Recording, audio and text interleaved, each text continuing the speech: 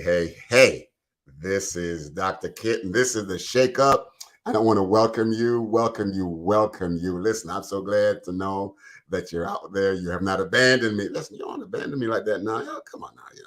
We've been having some good times over the last several months that we've been on the air, and I'm enjoying it, and I hope you are too. Listen, last week we kind of jumped ship on you, though, didn't we? Yeah. I'll tell you why, though. Listen, we went to a family wedding in Montego Bay, Jamaica. And listen, the weather was good, the food was good, the water was good, everything was so good out there. And I'm just making you all feel bad because you weren't there, or maybe some of you were. I don't know. I just don't know. But anyway, it was a good reason why we're out there. But we're back today with the Shake Up. You know how it is with the Shake Up. Listen, when she makes these beautiful smoothies with about 8 or 10 or even 12 different ingredients in there, put it in the blender, and she mixed that thing like she whips that thing around like it's crazy. Here's the deal, though. If you leave it for a long time, all the good stuff will just sink to the bottom. And if you just go and start drinking off the top, you're not getting all the good stuff. So what you got to shake it. Sometimes relationships are like that. If you just let your relationship just sink to the bottom, you lose a lot of what you need at the top in order to make your relationship work well for you. This is why we call this the shake up. It's important that we do some shake up sometimes. Why? Because we get to learn more about ourselves. We learn more about our family members. We get to learn more about spouses and people and places and things that are important to it. So this is the shake up. We don't change the structure of anything. We just reframe things, give you a different way to see the same thing in a different light. You get to learn some things about you, it, and them. All right. So welcome. Listen, we got a good show for you tonight. And we just want you to do what? We want you to just like, it's always, you always got to like, follow, share, and subscribe. Like, follow, share. You want me to do my dance? Like, follow, share, subscribe. Like, don't tell nobody I'm dancing on the air now, Go to church and the pastor will throw me out, but I don't want that to happen. But anyway, I want you to like, follow, share, and subscribe, okay? This is how we build our presence out there. We want you to do that. And listen, if you would like to we want you to be a part of this show. Want you to be a part of the show. Want you to get in touch with Dr. Kid Speaks at gmail.com, and my team will get you all squared away so that you can be a part of the show and do the shake up. Now you can be on camera, you can be off camera. We'd rather have you on camera though, because people can put a face to what's going on out there. Okay. So, but if you're uncomfortable with that, that's okay. Listen, we don't talk trash on this. We talk real life important stuff that will make you grow. That's the whole point of this. Okay. All right. Enough of that said. Listen, tonight we got a great show for you. We have two wonderful people, and who best can introduce the guests than the guests themselves? Now that's what we've been doing all along. Okay. And why am I doing this? Because I can tell you what they tell me, but they can tell you what they want to tell you. And here, and they can tell it to you in a way that they are right off the top sharing their experience. I don't want to share information. So they're going to tell you who they are. And I just want you to welcome Marla and Dave at this time. Marla, Dave and Marla. Look at y'all smiling like you're all happy here. Always. God is good all the time, Doc. So that's how it is for us. That's my clue. And all the time, God is good. Absolutely. That's what we do. Absolutely. And by the way, we have fond memories there in Rose Hall at Montego Bay. Oh, you do? Back in the day. Absolutely. Oh, absolutely. Okay. My family's actually from Kingston as well. So. Oh, really? Yeah. Oh, okay. Yeah. Oh, the last. Go ahead. I know. I was just gonna say. I think that you guys should maybe do a 21. What's the ancestry? Maybe you're related. Who knows? You're 23andMe. 23andMe. You're in Huntsville. We grew up in Huntsville. You're from Jamaica. Hey, cousin. What's up, cuz? What's up, cousin? Absolutely. Well, as you were saying, we are Marla and Dave Thomas. Of course, I am a member of Take 6. a founding member of Take Six. All Been right. with them from day one. We have a bunch of Grammy nominations. We've Yes, you do. actually received 10 Grammys. We were blessed and 10 Dove Awards, a bunch of accolades. We've been doing it for a long time. So we're blessed. And I'll let Marla introduce herself, my lovely wife. I'm Dave's wife. Okay. No, you're not. You're Marla. No. No, Yeah, my name is Marla, There you and go. ironically, Dave sings, I talk. So my tagline always is Marla Talks. And he and I have been married for 35 years, and we just mentioned to Dr. Kit that we have this history of the similarity of the fact that Dr. Kit resides in Alabama, in Huntsville. Well, that's where Dave and I met in second grade, and that's where we grew up. So that is the beginning of our us. And we've gone on to raise a family. We've got we're everything that is the modern family is almost a joke, where everything that pretty much everybody sees, a joke meaning not that the family is a joke, but it's such a parody for us. So we are a blended family. We've raised 3 children. We're the grandparents of, now we just had a new grandbaby, so we've got 2 grandsons. And then, just following our passions has been something that Dave, was musical, and God brought Take Six into being with him. And then, I've always been a communicator. So as life goes on, wherever I can bring my talent of me is where I go. So that has taken me into fitness, real estate, and always into really transparently sharing the truth of my life in hopes to inspire somebody else to not be like me, but to find them. And that includes the struggles. And with what we've been through, our most recent transparent journey is about the unfortunate event of 2 of our 3 children being afflicted with, really, to be honest, that we know of, there could be more, but to our knowledge, 7 different mental health diagnoses. Through the years, because as things change, new research comes out, diagnoses change as well. So that's where the 7 diagnoses come from. Not that they're currently dealing with 7 different diagnoses. Right. But between the 2, we've identified 7 different diagnoses. But that's kind of why we're here. So Dr. Kidd, I have to be fully transparent and say how we came onto your show. All right, go right ahead. Please let me say that, because, I don't like to mislead anybody ever. I've been struggling for a very long time publicly with the relationship with my eldest daughter, who was in reality TV. So that, gave us a super high current trending visibility is what I will call it.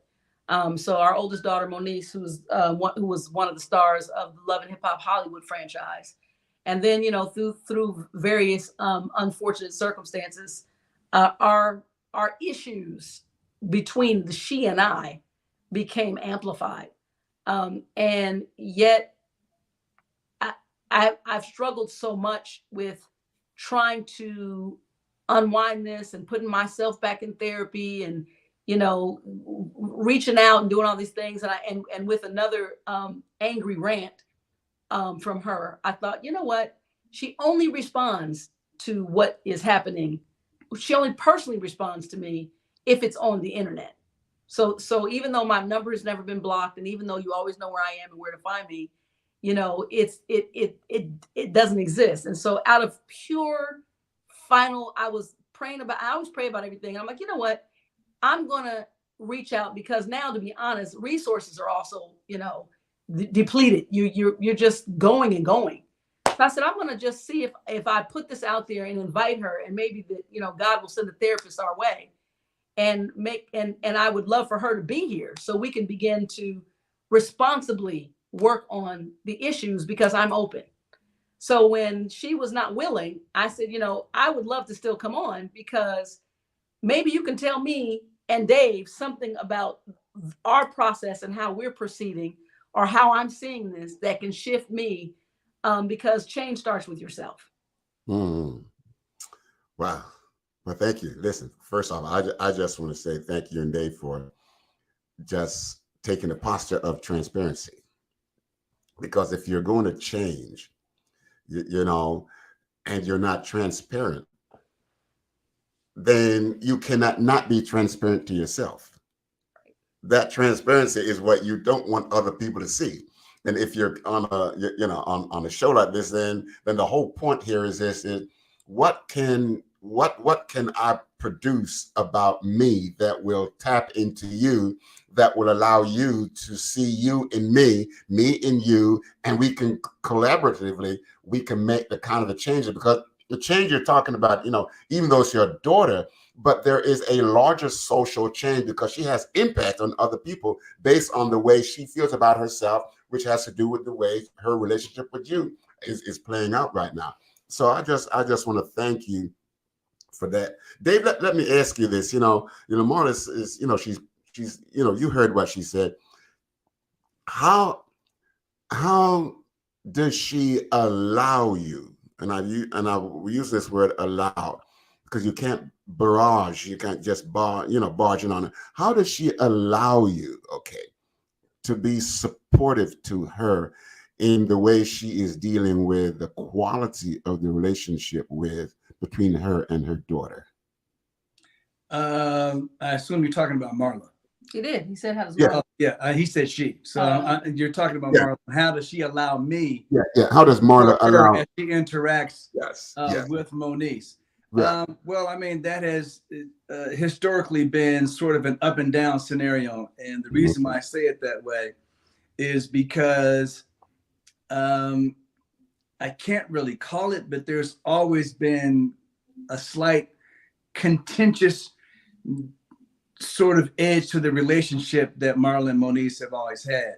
And Moniece has always, I guess, because I'm in the entertainment industry, she has always looked up to and sort of, I don't want to say deify, but made me the hero in her life.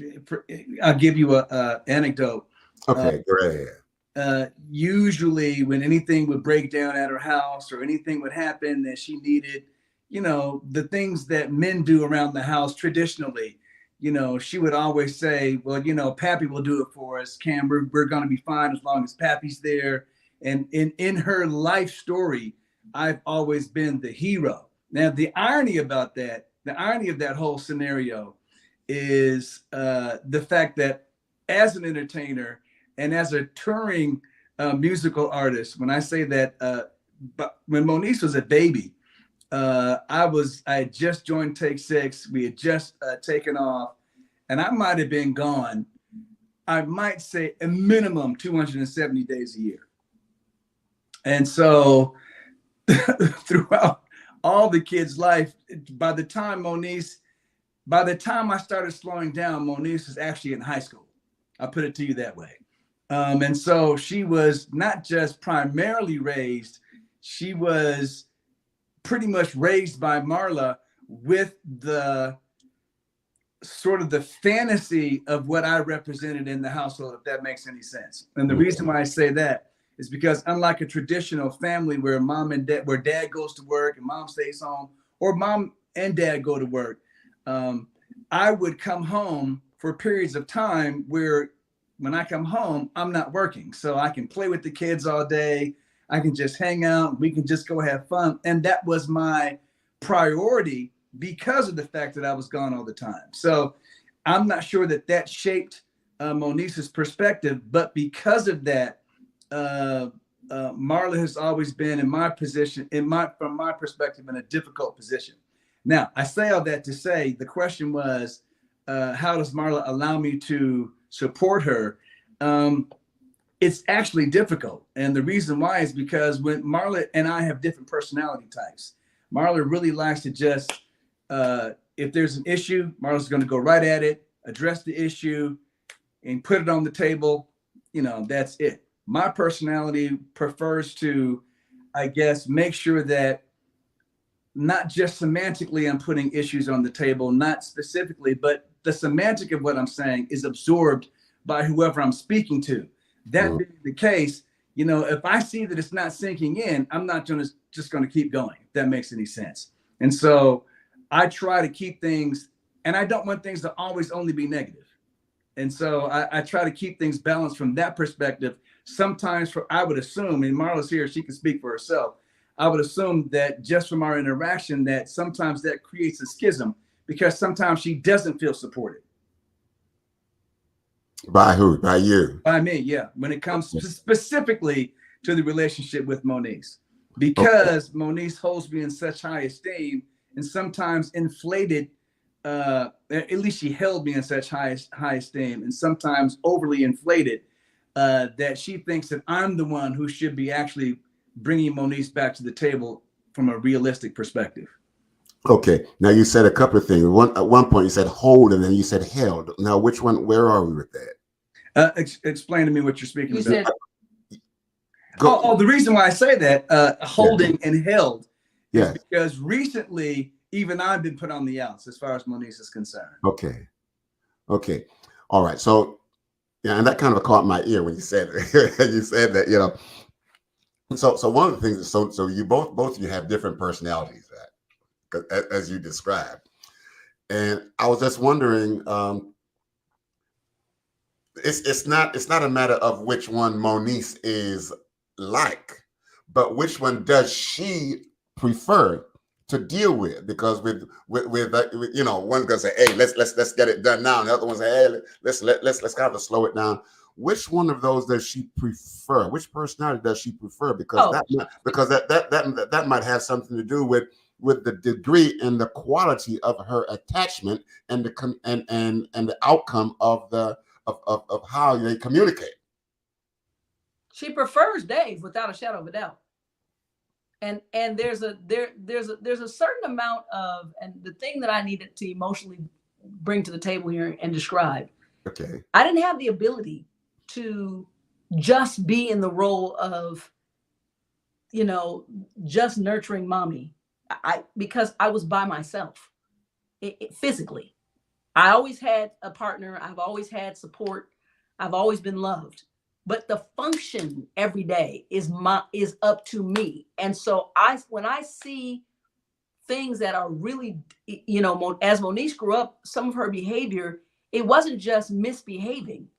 It was dangerous. It's detrimental. There are things that were life altering, first to her, and then as she got older and older with the manipulation, it became dangerous to others.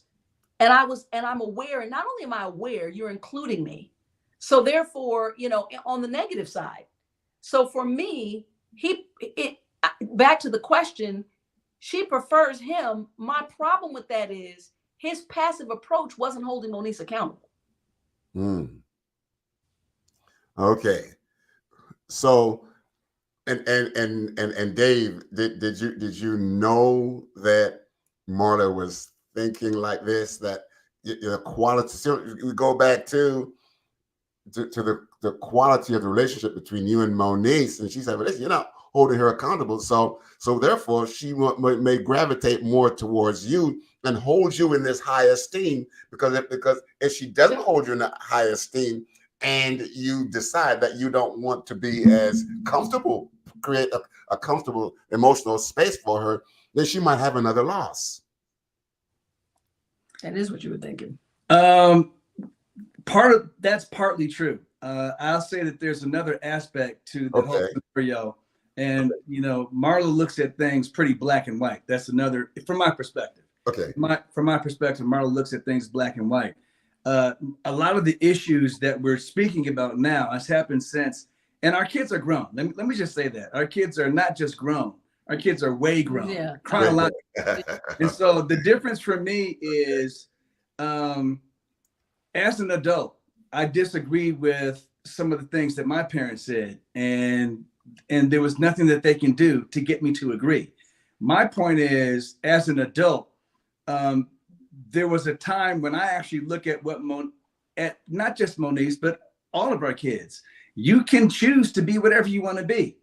I encourage you. There was a time when, you know, I tell the kids, let's just say specifically about Moniece, I stopped saying it's wrong for you to do something, and I would say you are someone's mother, and I'll let you deal with that as you see fit. Just remember, as you behave, it's reflective of the fact that you are someone's mother, and that person's going to be old enough to get on the internet and see some of these things as well. Is that what you want your child to see? And those are the things that I would say. versus saying, yeah, you know, you're ridiculous, you're this, you're not telling the truth, you're blah, blah, blah. There were times when things would happen that she would say things that weren't true. I would leave, because if it's at her house, you don't have to tell the truth. I'm just not going to be a part of it, if that makes any sense. Yeah, it does. But listen, so her behavior is not just a behavior just because you want to behave. Every behavior, the way I understand it, it is the way of saying something without saying something. So you act it out. And the action, so for her, the stage that she decides to act out on is the stage that's going to give her the best visibility and the best evacuation of the stress that's inside of her. And so therefore she's going to do that. So sometimes when our children seem to not want to listen to us, it's because we don't understand what they're going through, because they're going through their experience. We are seeing them having our experience of them. And I was just wondering if some of that might have been going on, and if you all recognize some of that with Moniece as she was, just acting out and using whatever stage she would use to act out herself. All of that is true. Dr. Kidd, I'll be honest. I've now gotten to the point where I just spiritually, I pray every day, because I'm now resentful. And the resentment for me has come from the fact that, number one, I said that we would be here, because all along when there was adolescent behavior, I was saying, I don't agree with the way that this is being handled between he and I. But as a responsible parent and as a unit, as a couple, that is something that, we've always agreed that there has to be compromise, and you speak your piece, and then you move as a unit. Because if he's pulling in one direction, I'm pulling in another, you're not going to benefit your family anyway. So behind closed doors, I would say what I needed to say, and then I would generally fall in line. And that has been systematically true through every crisis this family has been through. My son and his drug addiction, when I'm like, Dave, the dude, he's using drugs. And that gave way with, a lot of hurt for me, physical violence and loss of all my possessions and blah, blah, blah. And then ultimately getting to the diagnosis of bipolar 1 schizoaffective at 23. But in the meantime, I'm in this fight and I'm devastated, but I'm trying to find levity based on somebody else having a better way, or a way that I'm going to consider. So now we're here, and I've said this is where we were going to be. And now the resentment is, now my daughter's on a world stage, and the people who know better, who we raised them all, and I've got 3 kids, and the baby is very much like Dave, love them both. But now I'm in this situation, and the 2 of them, who are the only ones that are brain balanced in this family, are saying, it doesn't even require, don't say anything, because that's not true. Who cares what she's saying? And I'm like, man, what? I got people threatening my life. Like, in other words, because these are lies. They're not, her feelings I can respond to. I can reach out and respond to a feeling, but a fact is a provable piece of evidence. A feeling is a feeling. A fact can be proven. And these aren't facts. And there's only 2, but there's a gray area here, except there are 2 other people, my husband and my youngest daughter. Son can't participate. But the bottom line is, these things that she's accusing are not true. And okay. So I felt unsupported in the fact that we all have a public platform. I'm not out of the public eye. So it's not like, well, nobody even knows who her mother is. Who cares? So you understand who I am. So my thing is, you have launched a character assassination to the deepest degree, because you come from, I'll put it to you this way, I'm an analogist. It's like building a camp, right? And you spend all your time protecting the people inside of your camp from outside enemy forces. And you have defenses up to guard your people so there can be peace inside your city, because these are the people that you love. And all of a sudden, you get a suicide bomber inside the camp that's been there since birth and blows you up from the inside out. And the other people in your village, everybody's saying, oh, well, no, she was attacked from the outside. because this is what she's claiming. The assault has been from the inside of love out. And it's the most painful assault because I can manage defenses out there because you weren't a recipient of this love. Now, I can't make you receive my love, but the fact is you were loved. And there's evidence of that from other people who have watched this sacrifice and who have seen the blood and the skin and the tears and the, you know, and the giving in. And so that's where I felt resentful. And this is where I felt like, okay, so I'm out here by myself because I feel like I've been abandoned. And now I got to speak for myself, which feels defensive, but I have to defend it because now it's not just me and your opinion of me. Other people are hurt. And I know it to be true. Mm-hmm. Well, but you know, it's and I hear you and what you're saying makes so much good sense. But here's what I'm about to say. I like to create little stories. Yours was about this community. You know, every time they build a house, and we see the house. What we don't see, though, is the most important part of the house. The foundation. Exactly. Absolutely. Absolutely. So I'm just wondering here, what is the foundation of the posture, the position that your daughter has taken, you know, vis-a-vis you? And, you know, and I'm going to throw this in there because you said this up front, but we have not kind of addressed this. And I want to know if this is something that's important. We talked about a blended family. And in every blended family, there is a loss. Yeah. And in every loss, there is a pain.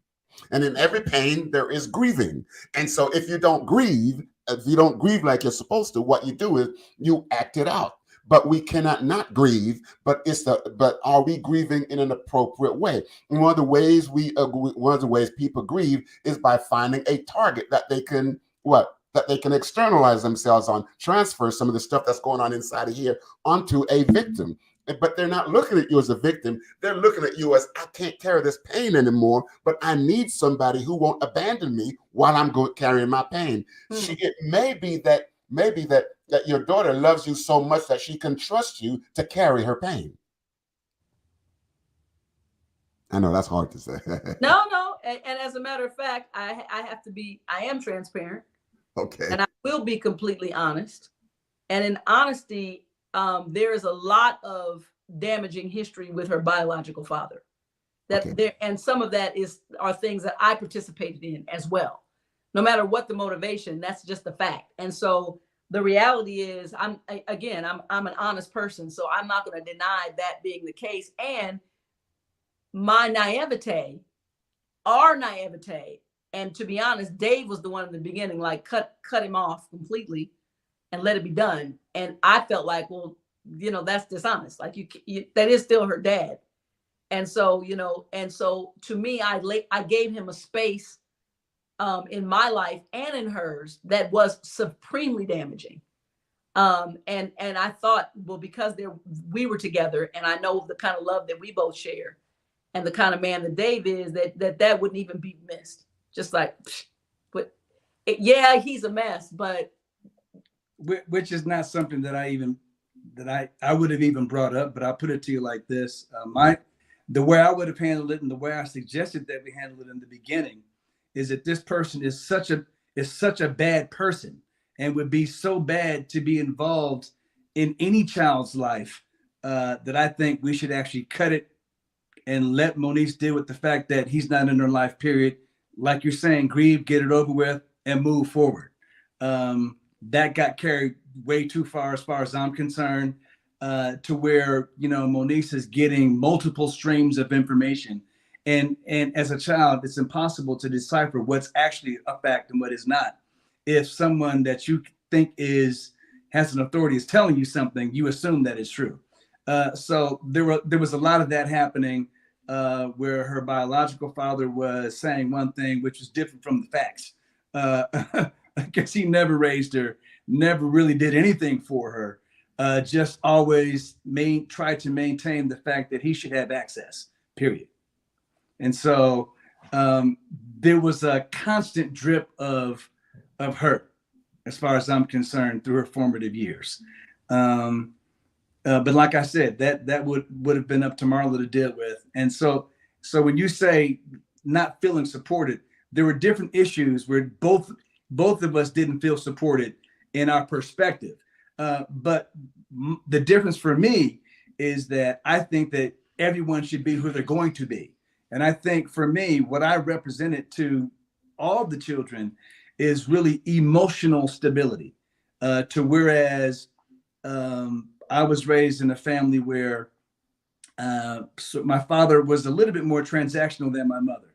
To whereas for me to feel loved, my behavior had to coincide with what was expected, if that makes any sense, from my father. From my mother, and trust me, this was put to the test, there was nothing that I could do that would make me not feel loved from my mother.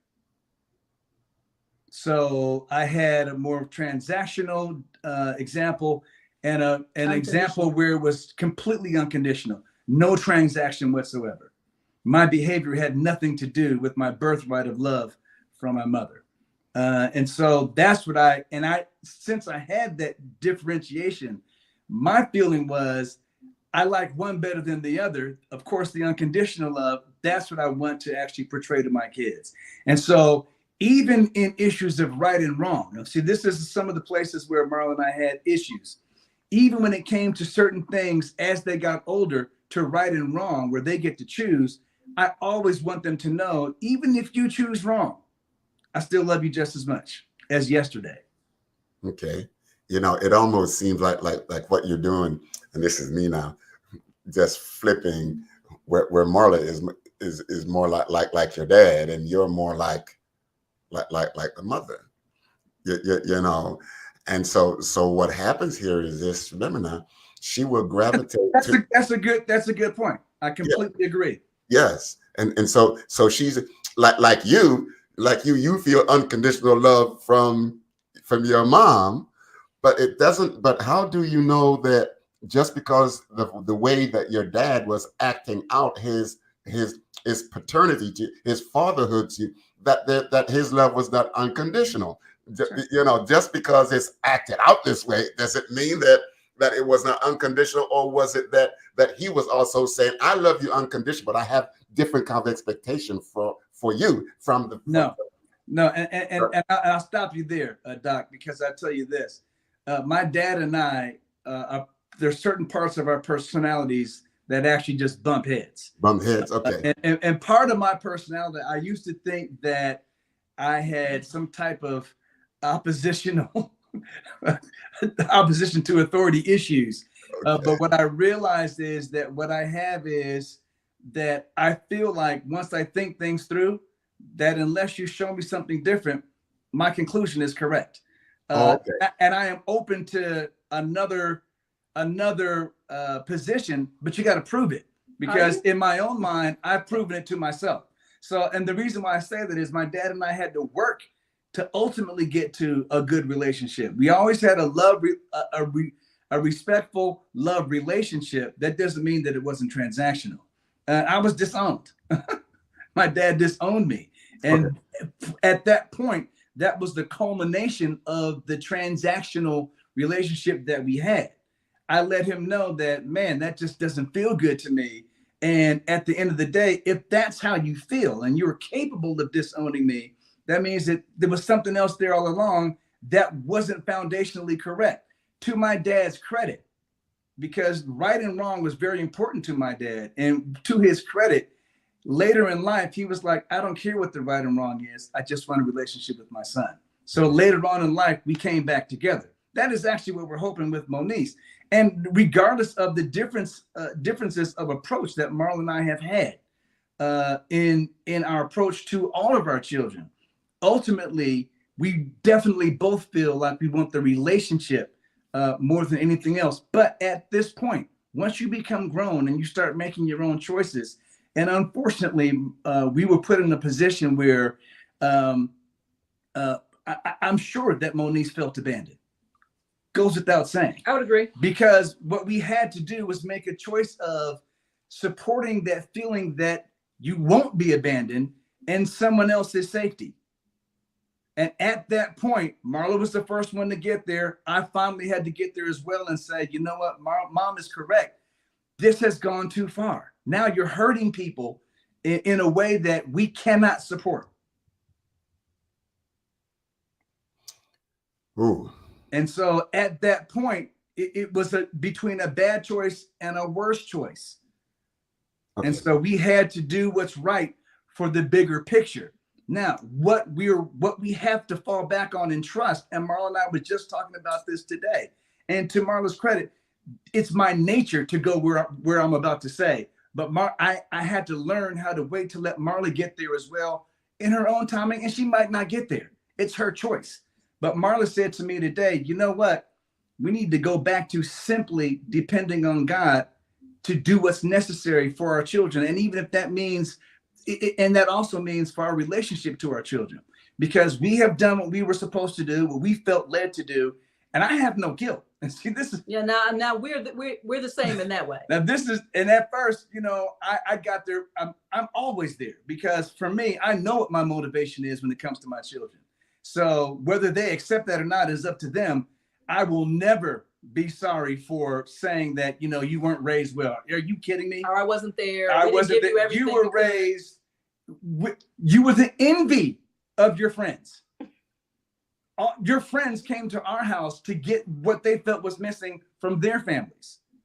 Not only that, you brought your friends to us for that very reason. Well, that's the other thing for me, it's the lack of accountability as an adult of your responsibility. And I do realize that Monice's emotional issues probably keep her from that. And I understand all the issues, but at the same time, I can no longer deny myself the boundaries. And the boundary is not about love. The boundary is love. Respect. Love produces certain things. And to me, it's interesting because I'm a very self-respecting person for Marla. And so therefore, what pours out of Marla is respect for others. I don't talk to you out of your name. I don't talk to my friends that way. I don't talk to my family that way. I don't. And and even my son being schizophrenic, when he's hurling expletives at me and whenever, I said, DJ, in calm voice, please don't disrespect me. And then I'll remove myself from the conversation. I just won't converse. I'm not going to go up against you, but I'm not going to converse because this is beneath the boundary is a basic respect. And so for my daughter, I understand, but you have taken it upon yourself to do wrong, to not be accountable, and then to use the world stage to be the most disrespectful to a mother. I'm still your mom, and I'm a mom. So whatever your issues are, I'm choosing to no longer be a participant in that not because I don't want the relationship with you. I have exhibited that for 35 years. You're clearly the one who's making the choice to not want to take on the basic, to accept the love and to choose basic respect. And if you can't be respectful, it's okay. Just bounce for now. Come back when you can get it together. When I'm very angry, I don't deal with people.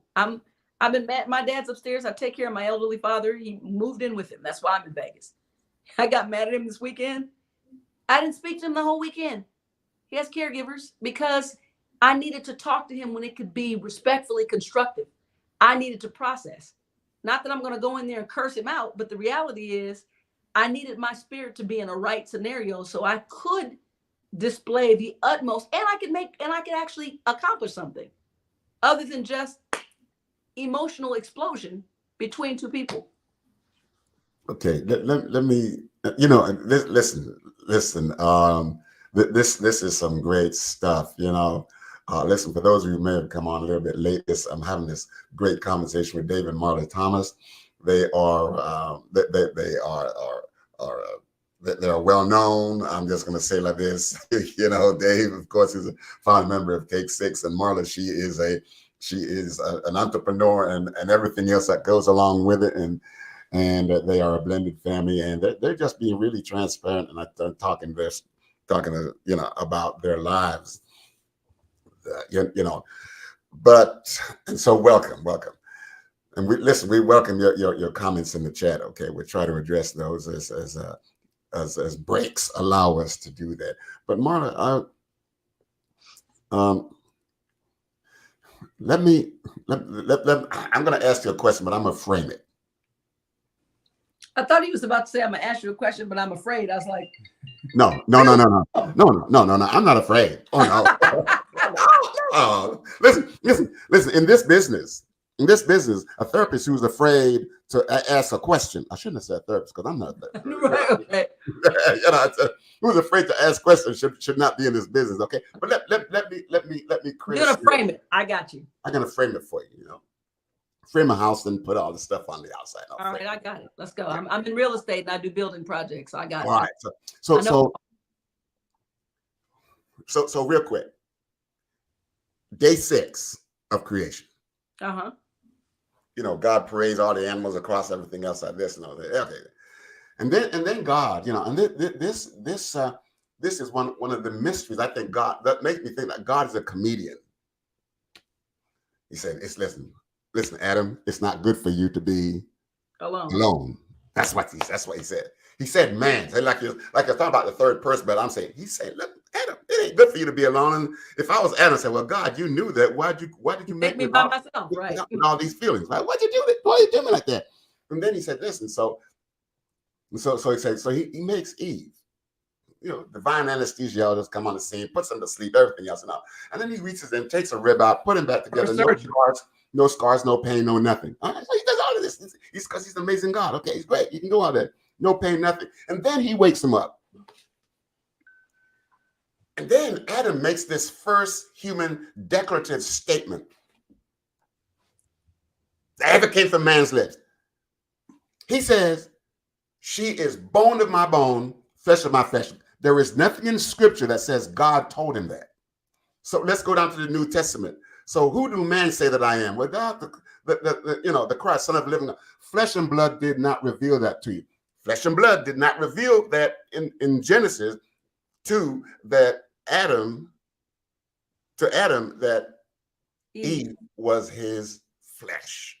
Okay, so he knew that. But here is the key piece, because I got a question for you, Marla. Here's the key piece. You cannot, because there is flesh and blood, bone of my bone, flesh of my flesh. Okay. It's inseparable. If wherever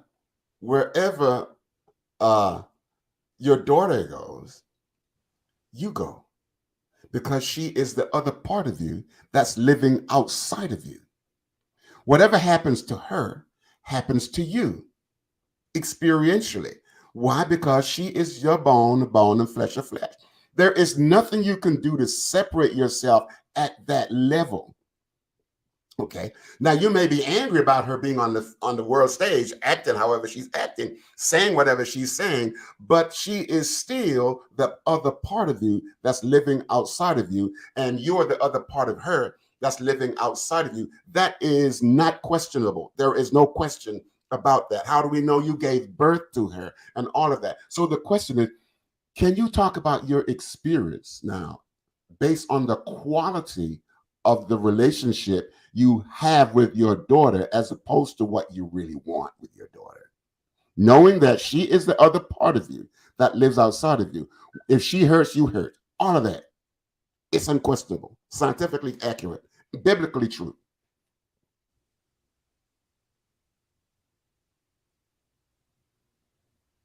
So the question is, can I talk about my experience without talking about?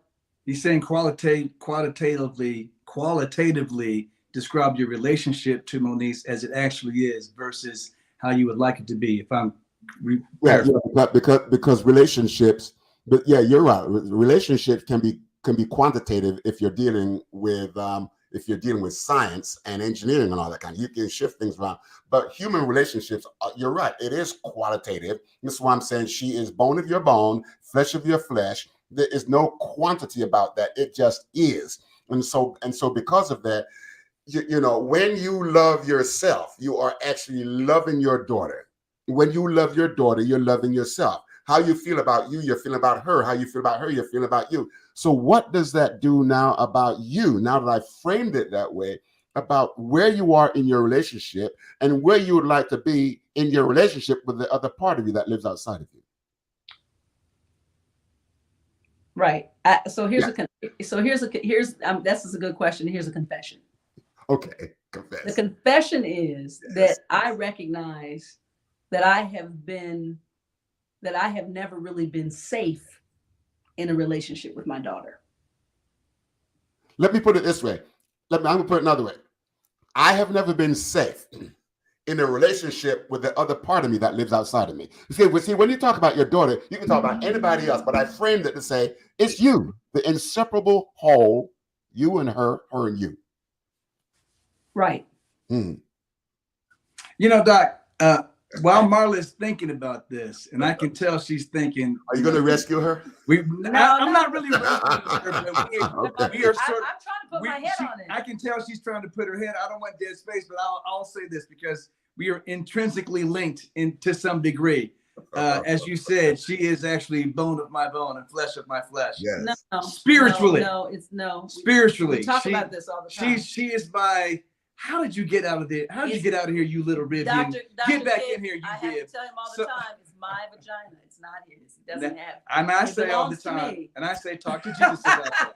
You said that, didn't you? I'm sorry. I know this is YouTube. I don't want to get you flagged, but I'm just listen. All jokes. It's mine. All jokes aside. And that's why it goes like this. I'm just joking. I don't want to get you in trouble. So I say this. One of the things that I think a lot of times people presuppose about parent-child relationships is that the parent is always supposed to, like when you have a baby. The baby's born, the baby doesn't know any other language, but I want something, I don't know what it is, it's up to you to decide. I'm gonna scream my head off until I'm satisfied. And the parent, doesn't get mad at the baby for screaming, why don't you use your words, the baby is incapable. The parent understands that and then does everything that the baby needs, including understanding who the baby is so that the need can be fulfilled. As we get older and we start to individuate, one of the things that I think is missing is that the relationship goes both ways. And it comes a time where you hope that your children have garnered enough of your essence from spending time with you, from actually being, bone of your bone and flesh of your flesh, using your analogy, a part of you living outside of you. Yes. That they would also not just seek for themselves to be understood, but that they would also understand you. And some of the behavior that our children are capable of is also painful to us as parents. And a lot of times we call it maturity when the child starts to understand that it's also my responsibility to understand my relationship to someone else versus always looking for the relationship to be understanding of me. In other words, parents get hurt too. And the child is, once you become grown, you are no longer you shouldn't even be in the position to expect that your parents will behave in ways that don't seem like they're hurt. You don't have a carte blanche right to just crash through every boundary and abuse someone else in a relationship just because, quote unquote, using your analogy, they're the piece of you living outside of you. Well, guess what? The Bible also says, if my eye offends me, it's got to go. Okay. Just go. Wow. I like the way you broke that down. That's also in the Bible. And that's actually a piece of your body. If piece of your body doesn't understand its role in the body, and it can no longer actually get along and benefit the body, it has to go. That's what boundaries are in relationships. We are of the same body, but you are now mature, should be mature enough to choose to play your role in the relationship. You don't have to. You don't have to go to heaven. I don't have to go to heaven. I can say, no, thank you, God, and not go. I understand. And let me say this, it's very rare that I'm without a response. And that's only because I was deeply digging for a response, but I'm deeply digging past so many center block truths in me Okay. that are, and I think that what almost came out of my mouth is pretty much what he was saying of, I almost don't want the arm anymore because this arm was so mangled that just having it hang on my body, it wasn't useful. I'd rather get a prosthetic. And so the reality is I want the relationship with this understanding, because the other way is so horribly, it's like our spirits are warring spirits. Everything that I come from is completely different of internally. It's almost like Dr. Kit, I'll be honest with you, it's hard for me sometimes. Moniece is emotionally and her makeup is very much like her biological father to a T. And I'm not saying that, and I hate to say that because I hated that. Like, it's not, as when I say I hate that, I hate to hear that in other people, like, you just like your daddy. Like, so we never went there. That's not even that's why you just like your daddy. You know how we do at the picnic. Yeah. You out somewhere, you just like your daddy. But anyway, what I'm saying is, that's why I didn't even, I don't even, it's only recently that I've begun to talk about him at all, because I took on full responsibility, but it's very hard for me to even say that when Moniece was a child, the behavior was so extreme that was one of the reasons I let him back in, because I literally was saying, I don't recognize that piece of my flesh outside of my flesh at all. And in all honesty, even in mental illness with my son, I can still see, I can relate to him still. And I can relate to because there was I almost say that I just don't want to do it, but there's almost like an evil intent in the behavior there that is so heartbreaking that I have been trying to just manage. And now I realize, okay, when it keeps getting bigger and bigger, but then I'm also included in it. I'm part of the problem, and I'm part of the attack, and I'm used, and I'm supposed to say nothing and do nothing. And my thing is, I can't go back. I need to fix this. I need us to come to a conclusion, or there is no conclusion. That's really where I am. That's why I'm so desperate, because I'm a torn person. I'm desperately wanting to heal what I know to be a serious issue, but it's always been a serious issue. Since 4 years old, it's been there. It's just gotten bigger with the person and the opportunities and the stage and the field and the things. And so it's not the things that, the projection is not what bothers me. It's the truth of where the break comes from. And it is hurtful because it is flesh of my flesh. There were years, Dr. Kit, that I promise you, he used to tell me I would cry. And between 19 and 21, before she got with Drew and had Cameron, that I cried tears that would stream down my face. And she was doing so much, mischief out there in the world. And I would cry to my husband and say, I just think that Dave, she's running into people on the street. And all I know that people are thinking is, who the hell raised you? What kind of, and it wasn't true. Even then, that had nothing to do with love and hip hop and TV and none of the stuff. And then I had to let it go. That was the first time God worked on me and said, you got to leave this to me, because I'm always trying to save, and I'm running right into traffic, and don't worry about it. I know I have an instinct. I can dodge this. I got this. And it just gets, the cars are coming more and more. The traffic. Now I'm on the road, and I'm at Formula One trying to dodge Ferraris that are going, 400, 500 miles an hour, 200, whatever it is. It's too much now. I can't get out of the way of getting hit by the car because I'm in this. And so I have to either really truly trust God to save it, but in the meantime, my heart desires to heal. Okay. There's part of me that misses that part of her that I believe that I'm most like her. Bone of bone and flesh. Yeah. It's hard to feel like a whole person, right?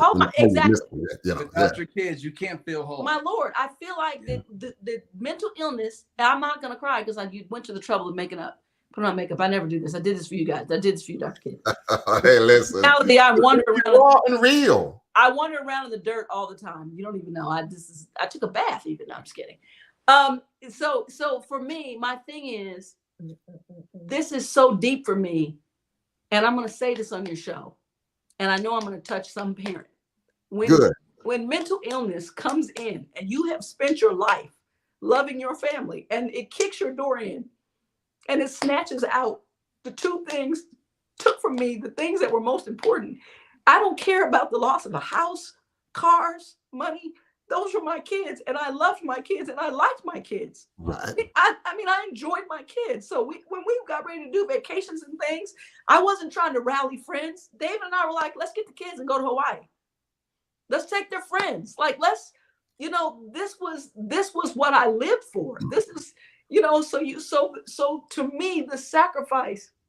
And when she says take the kids and go to Hawaii, I mean, our kids are raised going to Hawaii for a month every year. Okay. The sacrifice for me was for the benefit of the relationship. It was for that. That was what it was for. It wasn't for them to pay me back. It wasn't for them to become doctors and lawyers. And it wasn't about how they were educated and what jobs they chose to take in the world. It was so I could just freely enjoy my kids on an adult, mature level.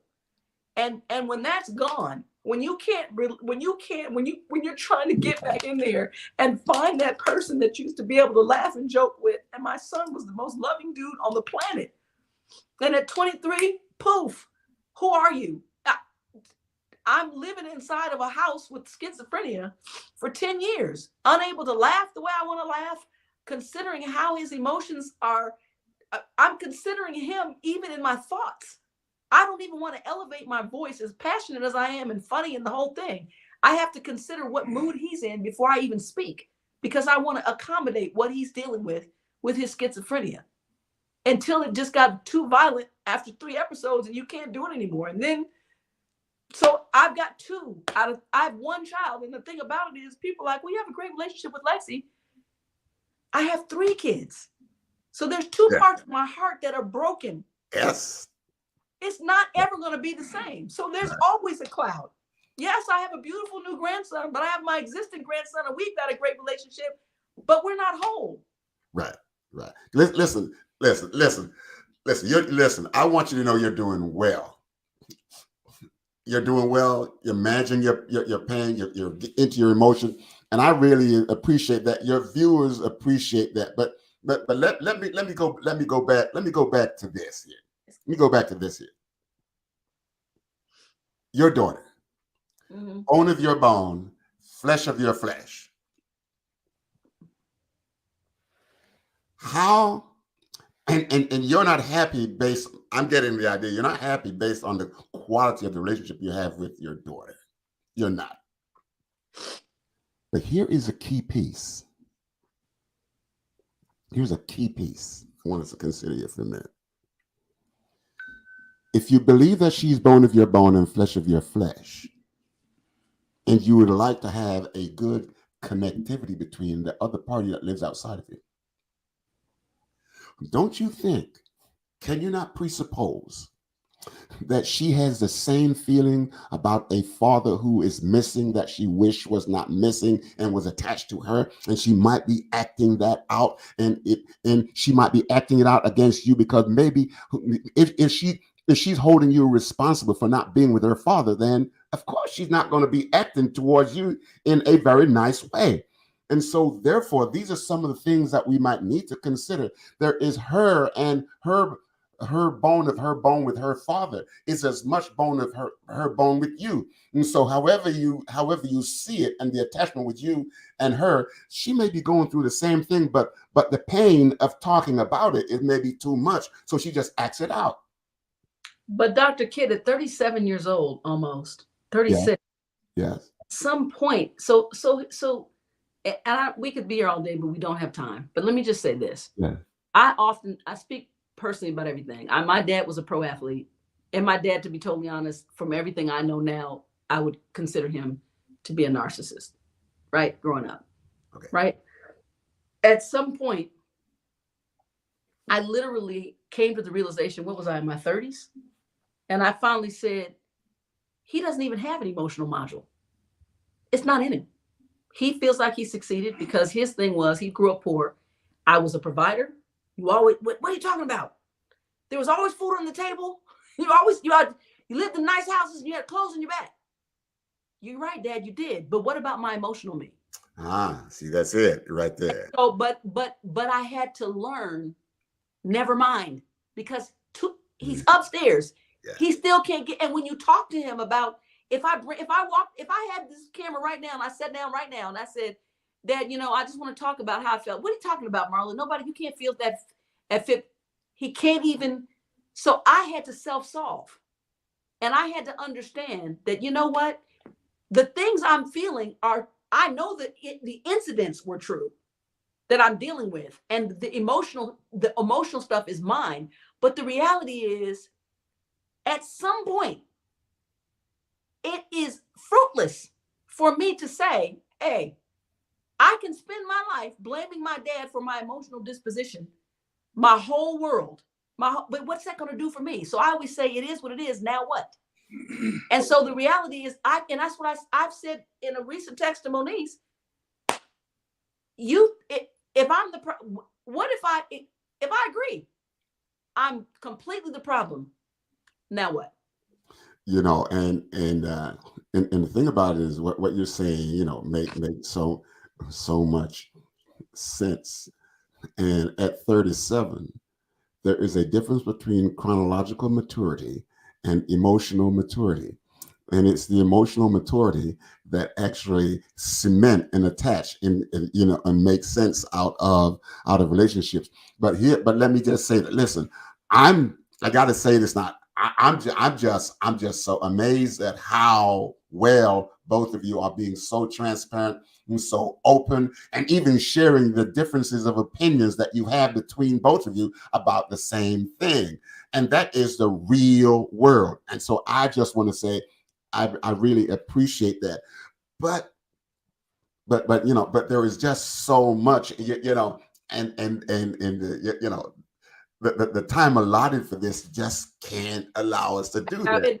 Of course, I've always said, and that's just, it is what it is. Somebody's writing to us, Latoya. Yeah, he says that, Marla, can you accept the fact that the relationship may be beyond repair? To maintain your sanity and to heal, you may have to let it go. Let her go.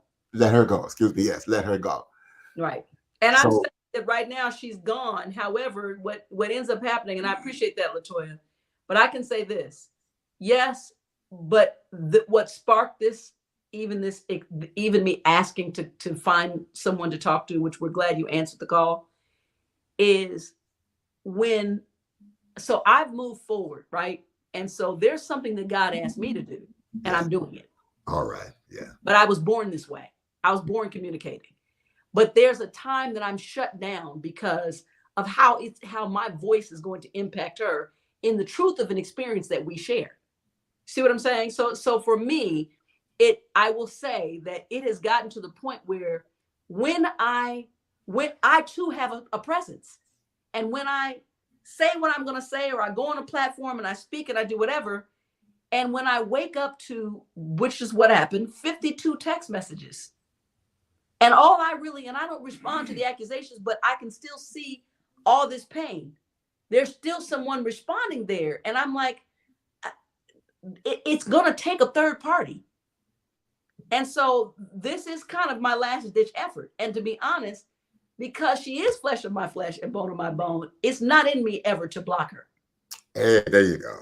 Absolutely. She's never blocked. She's never been blocked. I'm never going to block her. Right. I stopped following her on social media, but I've never blocked her. I have to add this, Doc. All of our kids know one thing: no matter how bad things get, you know the way back. That's true. And that is the one thing that we have raised all our kids. We can be mad, we can be ready to fight, we can do anything. But a true apology and a true desire to come back is always welcome, regardless. Okay. And so, and that's the one thing that they've always known. No matter how bad you mess up, because we know that's the way the devil does us. He makes us feel like we're so isolated. Bad. we're so isolated from our relationship to God that it doesn't even seem right to ask God to come fix this. You're trash. He doesn't want you back. God always, because of his sacrifice with the son, excuse me, you started with the Bible analogies. That's my jam. So, so God through his son always lets us know that you can't get bad enough to be blocked out unless you have just decided that I do not want anything to do with God.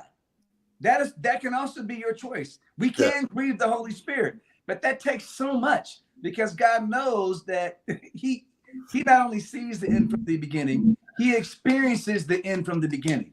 He's already with me in heaven while I'm sitting right here on the couch talking to you. And we can talk about the physics of that with God when we get to heaven, but that's a fact. And so the bottom line is we are always going to be, it's like the Bible says Israel can be grafted in because it might have fallen off the tree, but it's still part of the actual tree. And it's easier to graft a piece of the real tree back into the tree than it is to graft something that doesn't even belong to the tree. And that's what we are. We were grafted in and we didn't even belong there. And I have to just quickly say this, and Monique belongs here. And I know how hard it is for her to back up. So even now, last week, I sent Monique a text message and said, I'm not sure if it's in your schedule if you would like to, but please feel free to join us. The family will be here for Christmas. If you like my address, let me know. Join us. No banter about, but you need to come here with this and that. No requirements. Show up. Right. Listen, both of you have been so good. I don't know. I don't even want to end this thing. So we're gonna have to do a round 2 on this one. We can shake it up another time, Dr. Kit. We'll shake it up. Yeah, we'll shake it up. Yeah, we will. But David, here's what I want you to consider. This is not a challenge. You're saying we can't go so far that God don't want us, right? True. But you a little while ago you said, well, if my eye offend me, pluck it out. What if God treated us like that? Sometimes he does. My eye can't be so bad. My eye can't be so bad that I want to throw it away. The difference is between you and I, that's where your ultimate faith in God comes in, because God does do that. He says sometimes it's better for us to be removed and to be dealing with the reality way out here, for us to be like the prodigal son and be like, what the heck am I thinking? I got to go home. That's what the pluck the eye out. See, the pluck of the eye out doesn't mean that I'm going to remain blind forever. That was Adam's problem. He could have done the right thing. God would have restored more than his relationship to Eve. He did it with Job. Adam's problem was he was whipped. He could have just asked for at Ellen. Yes, that's because, along with that bone came something else. This is a different topic. So shake it up. So what I'm saying, Doc, is just because I take the eye out doesn't mean that God is not going to do his thing. That means I'm no longer of the agency to do the fixing. Once the eye is out, God fixes the eye, puts it back better than it was. See, that's where the faith comes in. The faith is the issue is not that the eye is gone forever, but the eye needs fixing. I can't fix it. It's not my job to fix it. I've raised the eye and gave it everything that it needs to have to succeed. The eye chooses to be unarmed. I'm giving you some. Well, you gotta go because I don't want a hand sticking out my eyeball, out my eye socket. I got your back. God fixes the eye, puts it back. And that is where my faith is. I don't care how bad things look. I expect. See, this is where it's gonna get deep, Doc. I expect God to fix it. That's why I can sit back and your daughter expects you as the representative of God to fix it. Well, again, we've done all we can do. Again. You're on here for that effort. Yeah. You show me where I can fix it any better. I'll be honest with you. I don't know. That's what we're doing now. Here. That's our part 2. So that's our part 2. Our part 2 is you've met us, and if there's something if there's an action item, I'm gonna let you do some more homework. Michael's amazing, and he'll help you.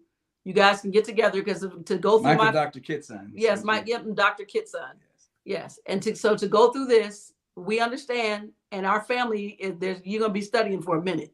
So you find out any information that you have, if we can help you with any information, and then the next Shake It Up with Dr. Kit, David and I hope to get tools to be able to exercise some things that could possibly be effective. Come on, bring the eye back. Come on, eyeball replacement. Oh man. Sometimes we got to rely on another outside surgeon. That's you, Doc. Come on, 20/20 vision with your That's contact you. lenses. Come on. And we don't have a problem with that. And as you can see, you know, we're open to all advice. Listen, yeah, I know. Listen. There is a difference between me being here as this, as opposed to me being your therapist, and I would tell you that right away. I agree. And just like in actual therapy, of course, you're not going to know all the ins and outs right away. Exactly. It's impossible for you to understand and even advise at a certain level. Agreed. And that's why we invite you to talk to us off air. Talk to anybody you need to. Listen, I was about to. We'll talk about that at the end of the show. Let's not take up the people's time with that. And thank you for having us. We love being shaken up. You love being shaken up with Dr. Kit. What's not ever going to happen in this family is everything that we shake up, nothing has time to settle to the bottom. Right. So we stay like this. Yeah. Okay. Listen. Don't go away. I'm going to shut it down here, but there are a couple of things I just need to run by you. Okay. Okay. All right. Listen. Thank you so much, our visitors, our viewers, or everybody. This has been an amazing show with, Marla and Dave and Marla, Thomas. They've been so open, so transparent, sharing their lives. And one of the things I love about this is that they demonstrated their capacity to be different in their thoughts and their feelings and the way they share, but they were not obnoxious. They didn't fight nobody, and they're just such a wonderful couple here doing whatever they do. But they also address their pain. They also address their pain, and they're right. They came in cold. I was cold with them too. Not cold, emotionally cold, but in terms of information. And it's this way we plan this. So it's not scripted in any way. And so listen, we're going to have them back. I don't know when, but we're going to have them back, and I'm going to talk with them too. And listen, if you'd like to be on this show. Now, you saw how they did their stuff there. This is some real stuff, man. This is right up my alley, what happened this evening. Oh, man, I'm at home with it. If you'd like to be considered, to be a part of this show, you understand? You saw this. They were so real. Come on by. Stop on by. You'll get a lot of stuff, a lot of good information, and a lot of, I hear you. Ain't nobody knocking nobody down. Everything is very respectable. So come on in. Just tell somebody, like it, share it, all that kind of stuff, so that you can become a part of this show. Okay. If you'd like to be considered, Dr. Kit Speaks at gmail.com, and my team will make contact with you, and you will be right on this show with the crazy doctor. Okay. So I want to tell you that. So thank you all so much. Okay, so like it, share it, All right. Like it, follow, share, and subscribe. Okay, just do all of that. Like it, follow, share, and subscribe. Thank you so much, and we'll see you again. I'm not sure. Let me see. Next Monday. I think we may just hang it up until I'll see you again in the new year. How about that? So I can take a little rest myself. Just have some fun with my family and some friends. Okay. So we'll see you in the new year. All right. Thank you so much. Have yourselves a good night. Be blessed. Be blessed. Be blessed.